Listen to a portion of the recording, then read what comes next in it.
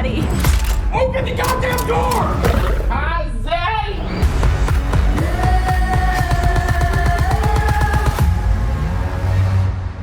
So I just watched M. Night Shyamalan's newest experience. That's what he keeps putting in all the trailers. Trap. Now, I take no relish in saying this, but I am not exaggerating. I walked out of this movie some point before the credits. And I literally waited in my car until my friend wanted to finish it. So fuck it, I was like, I'm waiting in the car. I can't sit through this anymore.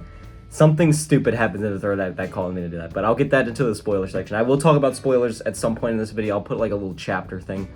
But, yeah. I honestly like this less than Madam Web. If I really had to look at as a critical standpoint, this movie is put together a little bit better than Madam Web. Actually, a lot better than Madam Web is. But I actually enjoyed that movie. This one, I felt like I had to sit through. Without going into spoilers, there are a couple of positives. Don't worry, I will start with positives. Josh Hartnett. He's always good. I've never not liked a role in any of his movies. Even like, I'm not a big fan of Lucky Number 11, but I thought he was great in that. He really does capture the essence of a serial killer trying to act emotional, but still also seeming like, yeah, this is an emotionless psychopath that has no remorse for human existence at all. He does a really good job doing that, and I will give him props for that. Positive number 2, I thought the music was actually pretty good, even though that's also kind of a negative, but I will get to that later. What else? Are there any other positives?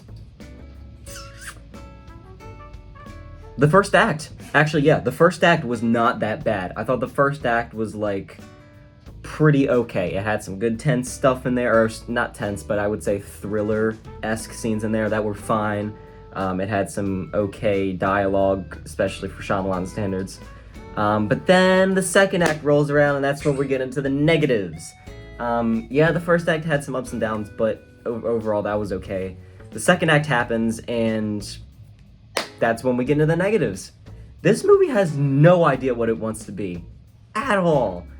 And, oh my god, like, the first act of this movie is like a genuine, what you wanted to see from what you saw in the trailers. It's a man and or a dad, father, taking his daughter to see Lady Raven, I believe is her name, to a concert, and just having some quality father-daughter time. And then turns out the cops and SWAT and pretty much every police officer knows that the serial killer, from an outside source, the serial killer is inside of this concert, but they don't know who, so they have to trap everyone in there and, you know, check their IDs and all that. And he finds this out by a local vendor, which it was handled better in the trailer. The way that this vendor describes this to, the way it happens is just laughable to me, and that's when the movie starts going downhill, pretty much.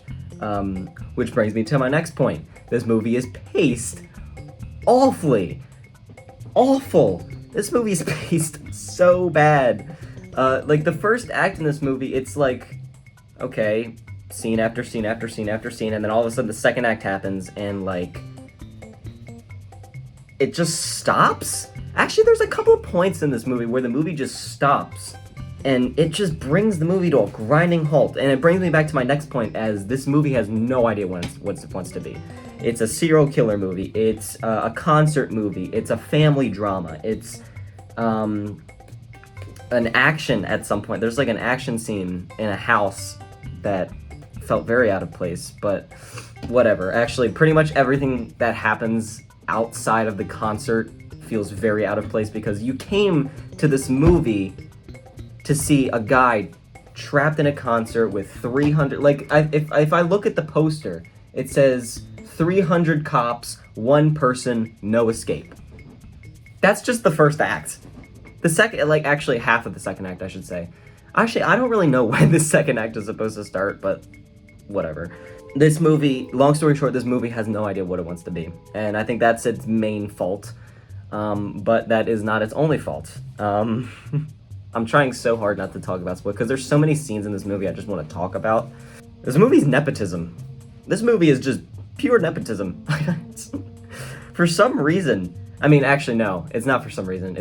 The reason is nepotism. So Shyamalan, his daughter, did all the concert songs that are seen in this movie, which I'm fine with. I don't care if they do that or not. I thought actually the music was pretty good, but when you do it 5 times, actually, I don't know if I think it might have been technically more than 5 times. There are a lot of moments that I'm like, why another song? There's a point in the 3rd act where they put a song in there, and it just feels so out of place. But for some reason, like, that character becomes like the main character in like the 2nd act, like closer to the middle 2nd act. Why? Oh, I know why. Nepotism. I mean, she was fine, but like, her character literally just felt so out of place for this movie if they just left it as her singing a couple of concert songs, because it is taking place in a concert. If there weren't any songs, I would also critique it like that. There's no way that they wouldn't have at least 2 songs in this. But that's all you need, okay? That's the movie. We didn't go to the movie for the concert aspect. We went to see Josh Hartnett fuck some shit up. Which brings me to my next negative. He does not kill a single person on screen. A serial killer movie has no confirmed deaths that I can remember, at least, on screen. Like, all the people we see him hurt in the trailer, that is the only victims. Those are the only victims. Apart from like a couple of, I'll get into it in the spoilers, but oh my god. Like, I was so, because I didn't want to be like a dick and just scoff at everything, so I pretty much just like sat there like this the whole time. But I wanted to scream at the screen so bad. Do something. Do something. Do something. It's just pointless scene after pointless scene that it. And the thing is, there are some cool scenes in this movie. Like, there are some cool scenes in this movie, but they don't go anywhere. They ditch them. I'm gonna have to get into spoilers in a second, so I'm just gonna give my rating right now. This is a movie I'd say is a 4 out of 10, or maybe 3 out of 10. No, I'm gonna say 3 out of 10, because the first act is promising. It did have me intrigued. I will say that much. This movie did have me intrigued during the film, but it was only in the first act. I have to give it props for that, but this movie's missed opportunity after missed opportunity. It pisses me off. I wouldn't have hated this movie as much as I did if I didn't see the trailers, honestly. Because the trailers had me more intrigued than any Shyamalan film since, like, I want to say Split? Or no, Glass. The last Shyamalan movie that I was intrigued in from the trailers was Glass. But this movie, it was just like disappointment, if I really had to sum it up. They don't follow through with what they showed on the poster. 300 cops, 300 cops, 1 serial killer, no escape. They don't really capitalize on that, and that's really what drives me through the fucking wall, is they don't do anything in this movie. And when they do something, when they do something, it doesn't go anywhere. It doesn't go anywhere. Right now with the Trap reviews, not looking too good. I don't wish bad reviews on any filmmaker because I want to be a filmmaker myself.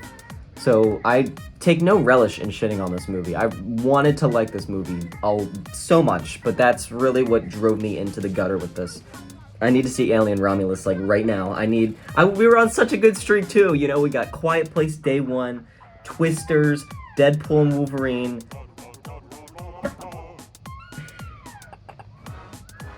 Can't want them all. But I will see you all in the next one. Peace out.